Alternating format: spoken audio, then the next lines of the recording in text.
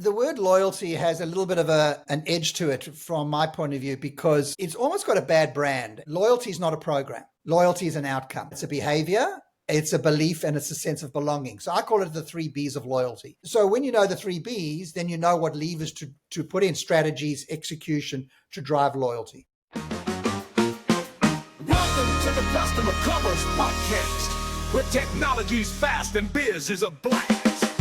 In life and in business, time is precious. It's why customers stay or leave and why businesses succeed or fail. We're here to give a voice to everything that makes business, whether as a customer or as a CEO, easier and more rewarding. Welcome to the Customer Commerce Podcast. Let's dive in. Welcome back to the Customer Commerce Podcast. This episode, we're talking all things loyalty, the art and science of keeping customers coming back, building genuine connection, and turning what seems like a transaction into a lasting relationship. Our guest for today's episode is Adam Posner, founder of The Point of Loyalty and host of What's the Point of Loyalty podcast. With over 18 years of specialist expertise, Adam helps brands design loyalty programs that are not just profitable, but truly meaningful and desirable for customers. He's also the creator of the triple bottom line of loyalty program success and the mind behind the wonderful concept of Joyalty. Adam, welcome to the show. Hey, Jess. Hi, nice to meet you. And hi, Michael. G'day, Adam. Joyalty. That sounds good. I want me some of that. Tell me about Joyalty. Yeah, well, Joyalty is actually a word I found in a sentence in a book, which I recommend you all read, called Brand Currency. It's about Amazon. Oh, yeah. And the author wrote a great book. And he was just on page, I think, 180 somewhere there. He was talking about customers and things like that. And he used that word. And I thought, oh, my goodness, Joyalty. I'm a loyalty guy. It's got to be the best word I've ever heard. And so really I brought it out of the pages and I put it out to the world, but I've reframed it, Joyalty Moments of Magic, JMOMs. So in loyalty and in loyalty programs, generally a lot of people talk about surprise and delight, but I've tried to upgrade that, or should we say, put a new flavor on it, which is Joyalty Moments of Magic. Are you giving your clients a Joyalty Moment of Magic or a JMOM, as I now call it? So I'm creating this little story around it.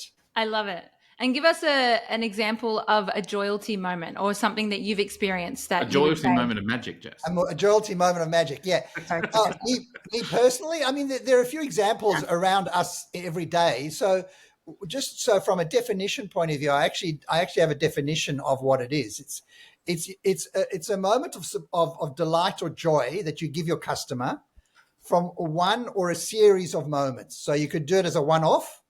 So you can just imagine, sending Michael a bottle of wine that he didn't expect when he arrives in his hotel room. And he says, oh, my gosh, I didn't expect that.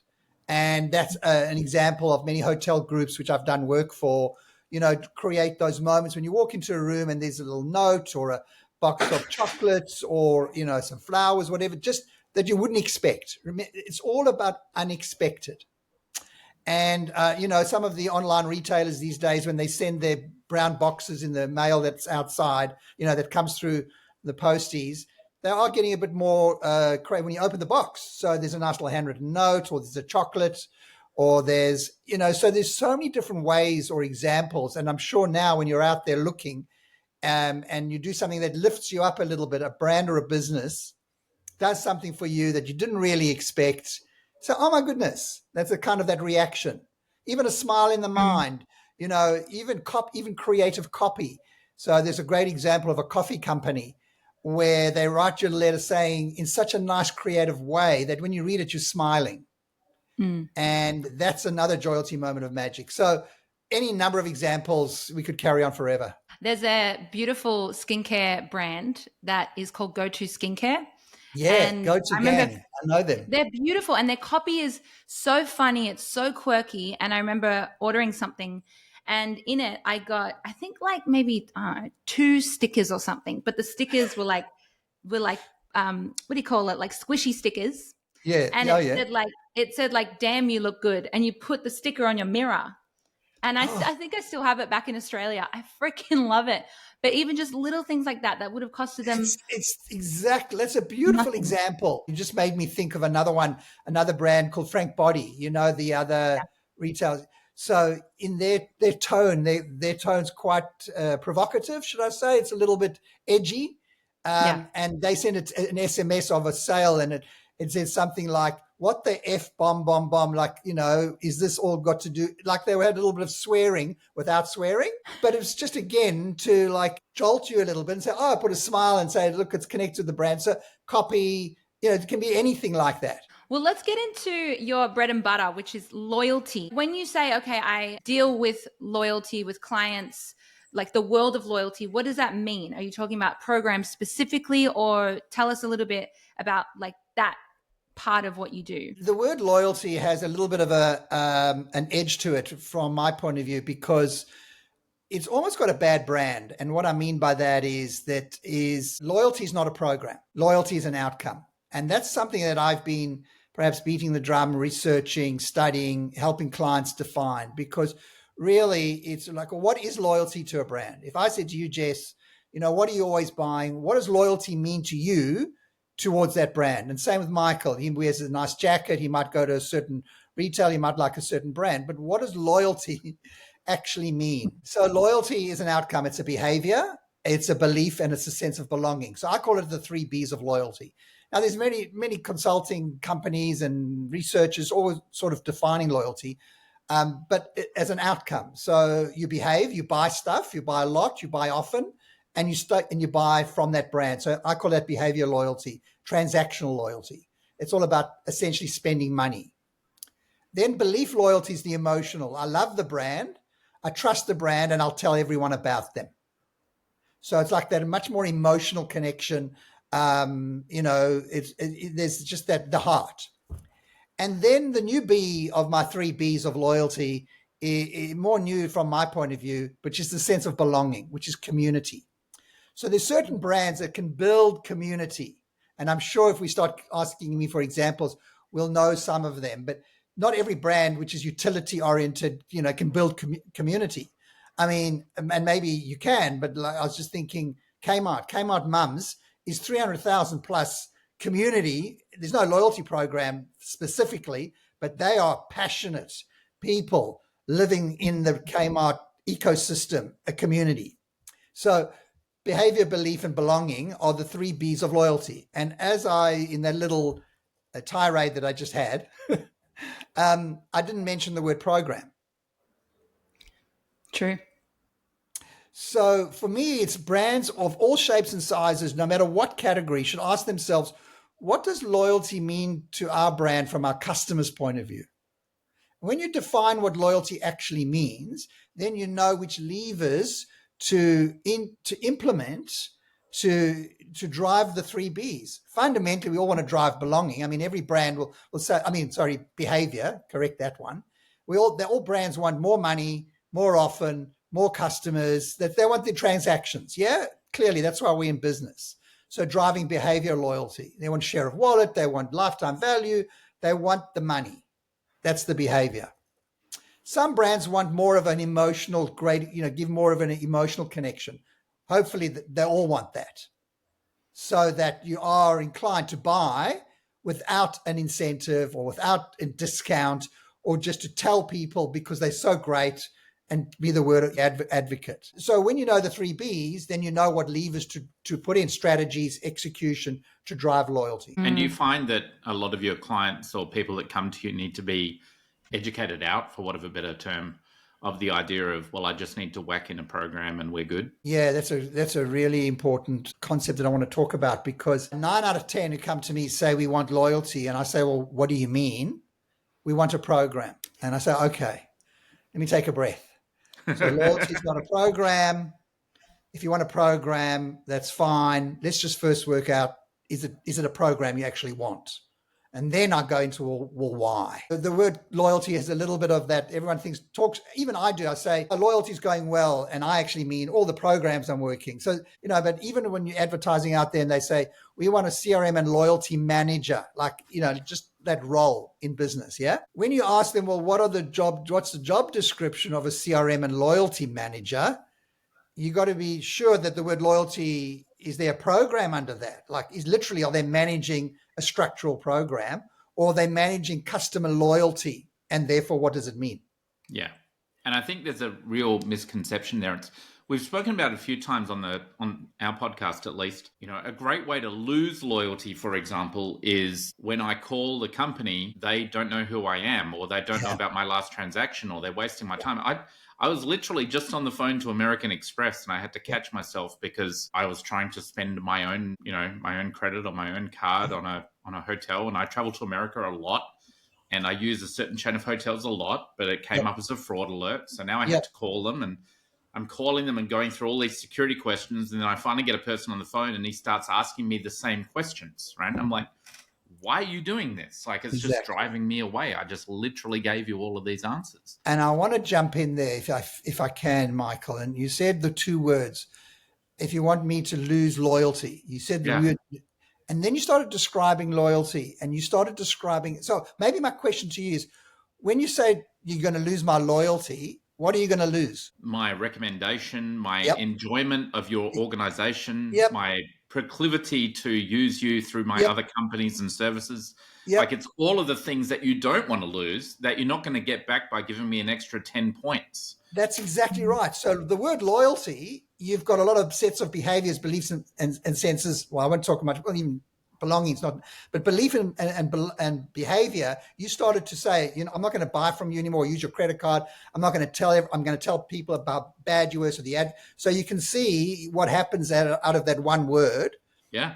What's going to happen. And so brands and businesses should be, what can we do to keep your loyalty? By definition, your behavior, your belief, and your sense of belonging. Yeah, that's right.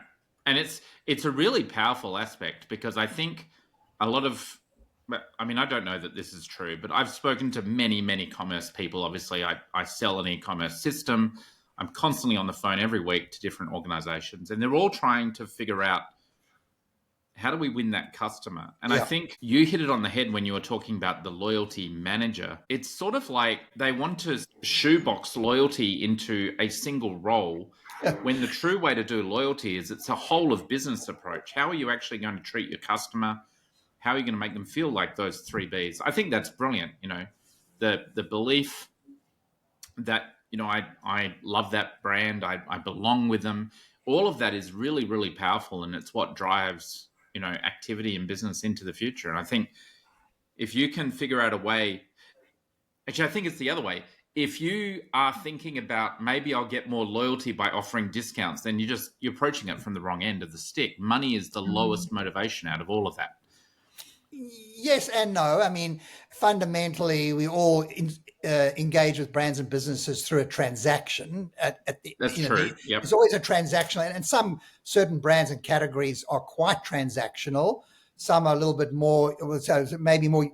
Some of them are more utilitarian. Some are more heart-based, emotional, experience-based. Certain categories, and some go into another layer of connection. So, we need to contextualize often which category, what kind of buying behavior, where does it fit in our life? If you're a fashion-oriented person and you want to look good all the time, well, then what you buy and what you wear is a part of your identity. Yeah. If you don't care about fashion, then you'll just wait for the next best deal and buy anything, whatever. So it's all about a human's identity in a category. I didn't realize we'd go into a bit of a psychology discussion here, but it's fascinating. It goes wherever it goes. It goes wherever it goes. What are your thoughts, Jess? To you, Jess. So what do you think about, loyalty in your world? It's funny, like the people that are, the businesses that are as kind of innovative with loyalty and putting the customer first are the people that are also ahead of what's happening. Loyalty programs have been around for ages. And I remember first realizing 20 years ago, I can't believe I'm saying 20 years ago now, but 20 years ago when I was 5 years old going into work with her and her getting a coffee, and she had this little cardboard card and the person would stamp the thing, and I would be like, what do you mean? So if you get 5 coffees every single day, she's just going to give you one for free.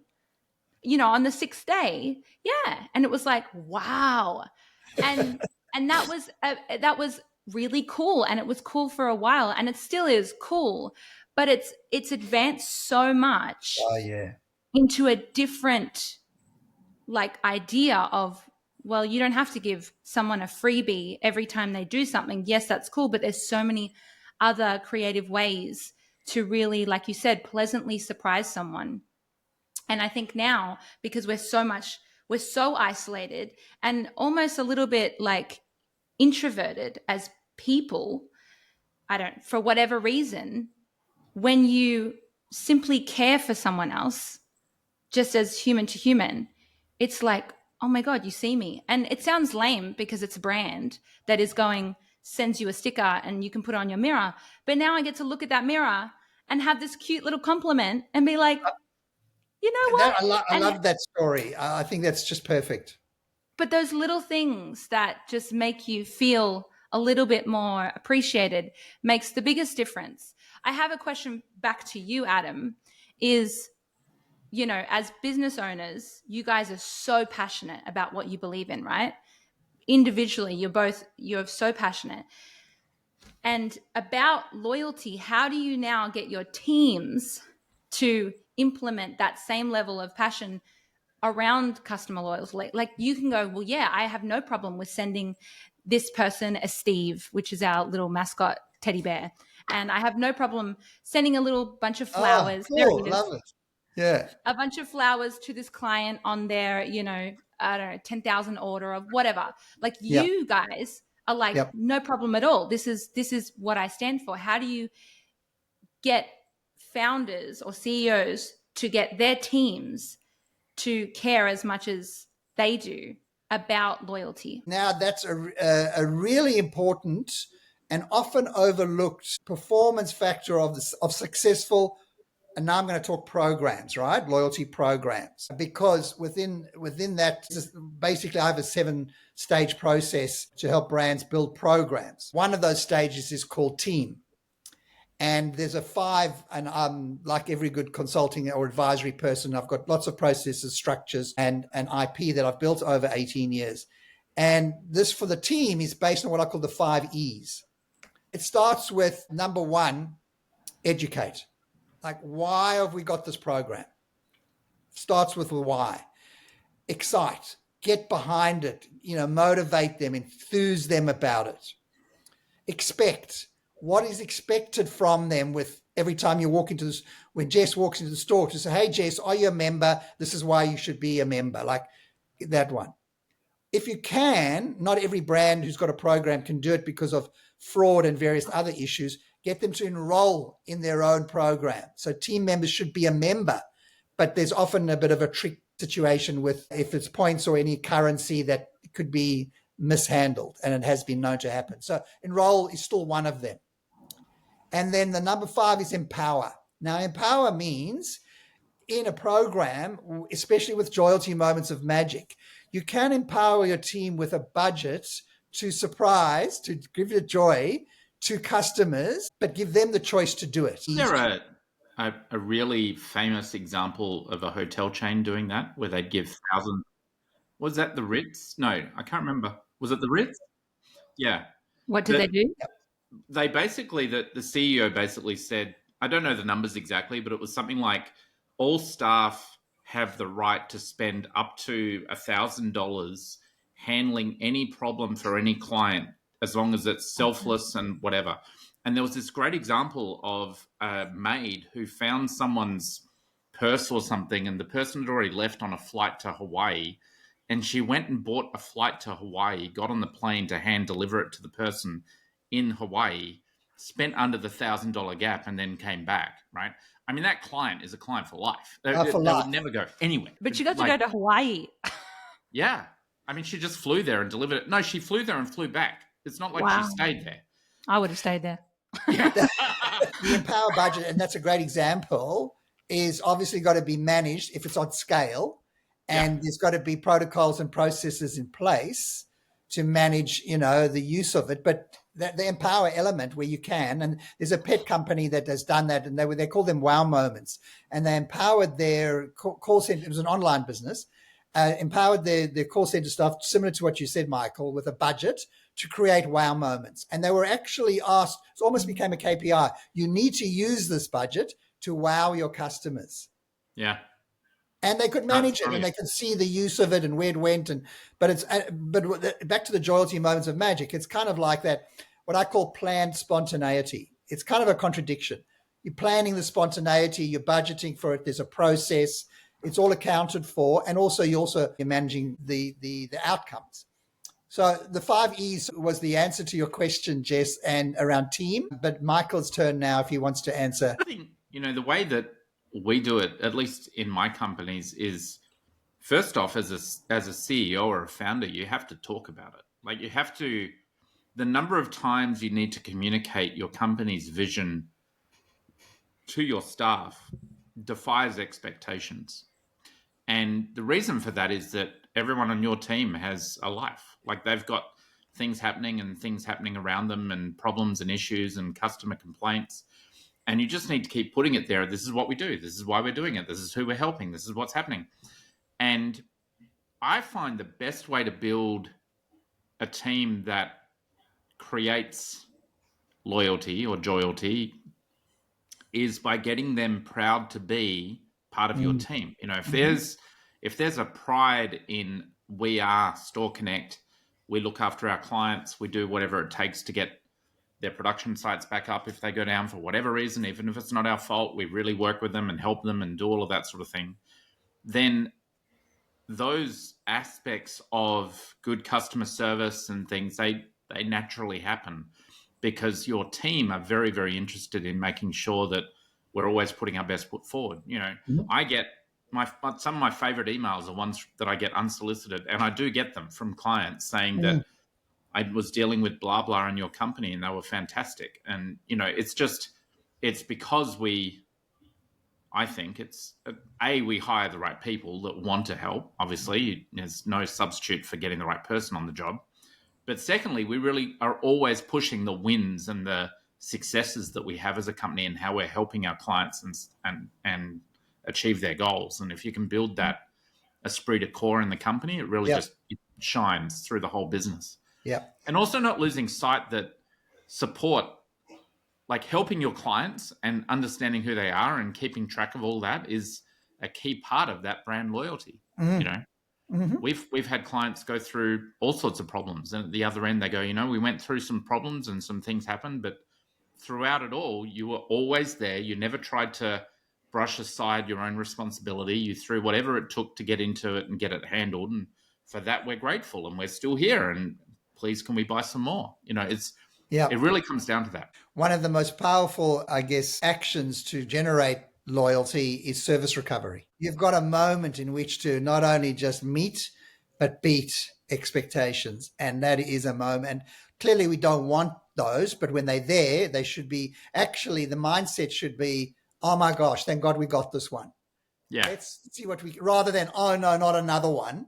Everything's gone wrong. Yeah, that's right. We've got another complaint. Let's service recovery this one. Yeah, this is an opportunity to make a lifetime customer. I have a last question for you, Adam. If you were to fast forward, let's just say 10 years. 10 years even is a lot because things are moving so fast. What's something that you anticipate that customer loyalty or loyalty programs even so may look like in the future for businesses? What do you think? You're right when you're saying things are changing so fast that a year ago, would have I thought, what would be the problem here today? I think really the humanity around loyalty programs, rather than the artificial kind, will be the edge that we've got to maintain, obviously, to keep us all engaging in our businesses. But humanity needs to bring out more Joyalty Moments of Magic, because a machine learning kind of, AI, whatever you want to call it, doesn't have, I don't think, and I'm not an expert, doesn't have that empathy, doesn't have that empathy instinct to do that little sticker in the box for Jess, to do what I've said. So I think the loyalty programs we need to continuously evolve the Joyalty Moments of Magic, to continuously involve the experiential, the empathy, where they can, whether it's automated through, scale data and or insights, or with the human being at the point of sale, because there's still going to be stores and we're still going to go shopping. That's where I think that loyalty programs need to underpin that if they can. A very interesting question, Jess. I haven't really thought 10 years ahead. I get up every morning and say, today's today. Let me get on with today. There's a great quote that I sometimes think about, which is, today's the present. That's why it's a gift. Today's the present. That's why it's a gift. Yeah. I think the overarching thing, and the way that I'm approaching it, Jess, is be human. Yeah. People will want to buy from organizations that, and especially in this world of AI, where more and more of your interactions with businesses is going to be handled by a robot or a machine or a computer. The more human you can be and the more of a connection you can create with your customers, I think that's where all the upside is. And unfortunately, it's also hard work. But that's the way life is. If you work hard, you get the rewards. And the trick is working on the right things. It's difficult to scale for some businesses where they haven't got Absolutely. 10 clients. For me, it's easy. I've got 10 clients. I can take every one of them and look after every single one of them if I wanted to. You might have 400 clients and someone else has got 4 million clients. It's all how you do it based on your structure and your business. Indeed. Yeah. But it's interesting that with AI being pushed so much and it being a very cool tool for the right use, that even still the future, and this isn't just you, but even in the conversations that we've had and what's being, I guess, preached about is like, the more you can still, the art of being human is still of so much more value than having all these fancy tools. Like I saw this statistic, I don't know where it was, yesterday actually, of people just with content itself, like social media. There was like 67% or something of people say that when they find out that a piece of content is AI, they instantly are disappointed. And so even if you've got these, and it was like, on TikTok or Instagram, there was just a slight change in percentage. But sure, it's cool. And even those people being disappointed probably use AI themselves. However, it's like, it's an art, and it's becoming more of an art to give a shit and show and put in the effort. And it's almost like it's going to be this weird, I don't know, 180 at a point where it's going to be so much AI that when you send a letter or an email that's written by a person and it's legit, it's not, cheeky trying to sound like a human, but it's actually AI, blah, blah, blah, blah. It impinges and people just feel the energy. Oh my gosh. We're getting deep already, but you hit the button there when you just said that, because I'm sure now you guys can start to sense when you're getting communication where I'm getting a feeling immediate, like, because obviously we're all using these tools. Yeah. But when I see something come through, I can tell, I'm beginning to smell, by definition, AI versus human. Mm-hmm. Yeah. And you definitely stand out when it's like a genuine communication, which is exactly cool. Right. Adam, thank you so much for joining us. I knew we were going to have a good chat. I love that we went a bit deep. I think we can go deeper in another. It was great. What's that? It was great. It was fun. It's nice having two sort of people, but also, like when you were chatting, Jess, you send me questions. I looked at them, but like when you get to know human people and like we have a conversation like this and Michael's example and yours example, now for me, when I leave today, I'll always remember your little sticker on the mirror, because for me, that story is what, will resonate. And as they always say, facts are facts, but stories are remembered. Facts are facts, but stories are remembered. Hopefully you remember the 3 B's and the 5 E's. That's all I ask you to remember. So 3 B's are? Behavior, belief, and belonging. The 3 B's of loyalty. Great. Nice. And then the 5 E's? E's of team engagement in a loyalty program. Educate, expect, excite, enroll, empower. Lovely. Boom. Adam Posner, thank you so much for joining us on the Customer Commerce Podcast. We are going to have you on again. You guys are also going to do a podcast on Adam's Yeah. podcast. I can't wait for that because now I've learned a little bit more and I'm just busting to ask Michael some random questions. I love it.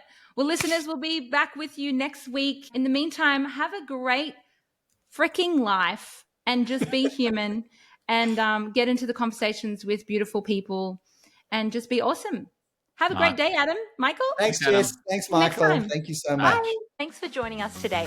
We hope you had an awesome time leaving you with ideas on how to improve your business and wow customers. If you'd like to leave a real customer's story, head to the link in our show notes and cuss away. Love the show? Please subscribe and leave a review because that enables us to help more businesses in building real relationships with customers and grow more rapidly. See you next time.